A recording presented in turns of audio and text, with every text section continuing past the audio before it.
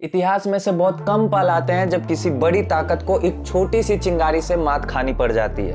हम सभी ने 1191 के फर्स्ट बैटल ऑफ तराइन के बारे में तो सुना ही है, जब सम्राट पृथ्वीराज चौहान ने मोहम्मद गोरी को पराजित किया था।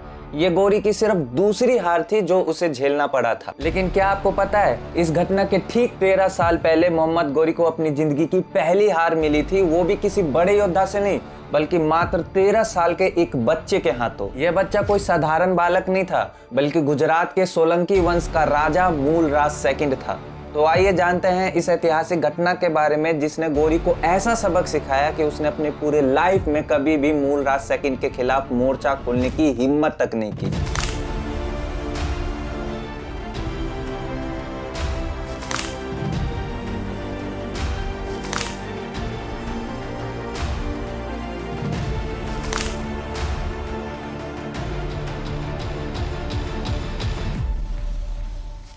ट्वेल्थ सेंचुरी एक ऐसा टाइम पीरियड था जब नॉर्थ इंडिया में राजनीतिक उठापटक चल रही थी।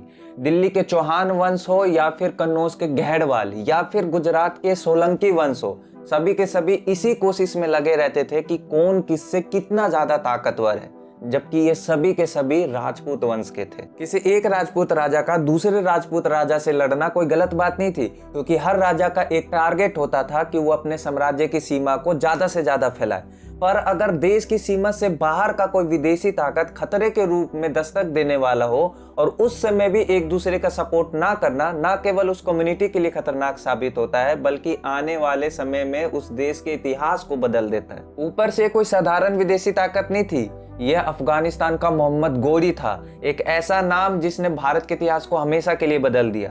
ये वही गोरी है जिसकी विजय यात्रा ने भारत में अगले 325 सालों तक चलने वाले सुल्तानों के शासन की नींव रखी। अब गोरी अपने भारत के अभियान के लिए अफगानिस्तान से निकल चुका था।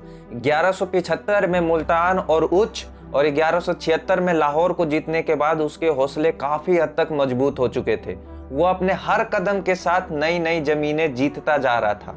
इधर गुजरात में साल 1175 में चालुक्य राजा अजयपाल की अचानक डेथ होने की वजह से उनका बेटा मूलराज सेकंड अगला शासक बना, जो उस समय महज 10 वर्ष का था। इतनी छोटी सी उम्र में राजा बनना एक बहुत बड़ी चुनौती थी।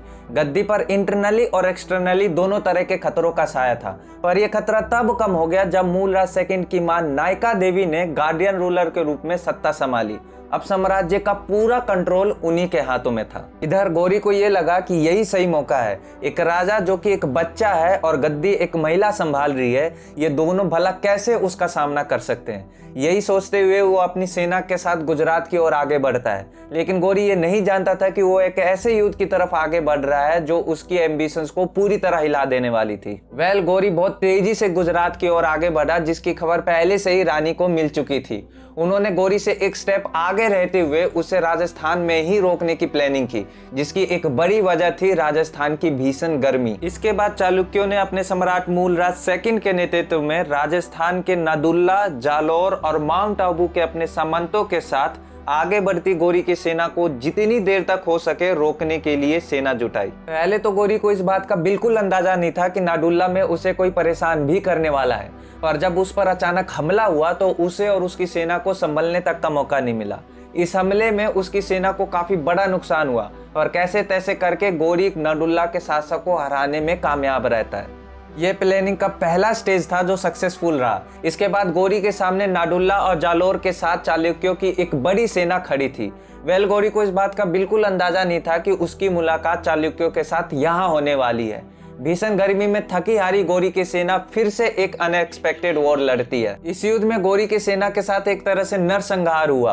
किसी भी समय युद्ध में गोरी की सेना आगे नहीं रही। एक रक्त रंजित युद्ध के बाद फाइनली मोहम्मद गोरी की पराजय होती है। इस युद्ध में गोरी घायल भी हुआ, जिसके बाद वो और उसकी सेना युद्ध के मैदान से भागी। अच्छा, सेम ऐसा इंसिडेंट 1191 के तराइन के पहले युद्ध में गोरी के साथ हुआ था, जब वो हार भी गया था और युद्ध में बुरी तरह घायल भी हो गया था।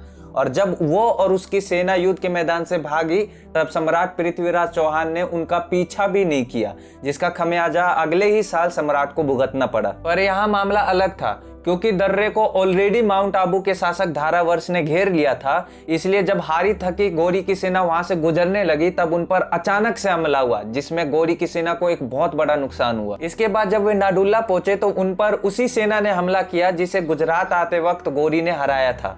इस तरह कुछ और जगहों पर छोटे छोटे हमले होते रहे, जिसमें उसकी सेना धीरे धीरे घटती चली गई।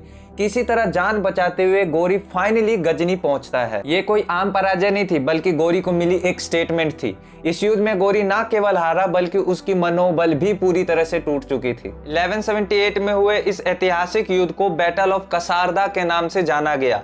इसमें सबसे अहम भूमिका निभाई गुजरात के सोलंकी वंश की रानी नायका देवी ने।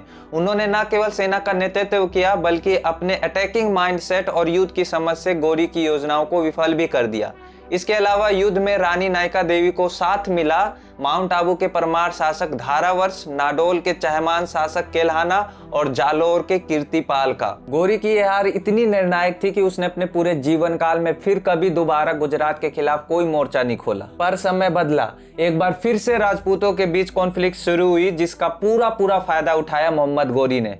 उसने भारत पर आक्रमण करने की वो सीरीज शुरू की जो कामयाब हुई 1192 के सेकंड बैटल ऑफ तराइन के रूप में। पर कमाल की बात यह है कि सेकंड बैटल ऑफ तराइन की बड़ी जीत के बाद भी गौरी ने गुजरात के खिलाफ कोई मोर्चा नहीं खोला। जिस तरह से चौहानों ने गौरी के खिलाफ एक्शन लिया, अगर उसी तरीके का एक्शन सम्राट पृथ्वीराज चौहान ने लिया होता या फिर उस समय सभी राजपूत एकजुट होकर गौरी के खिलाफ लड़ते, तो शायद आज भारत का इतिहास कुछ अलग ही होता।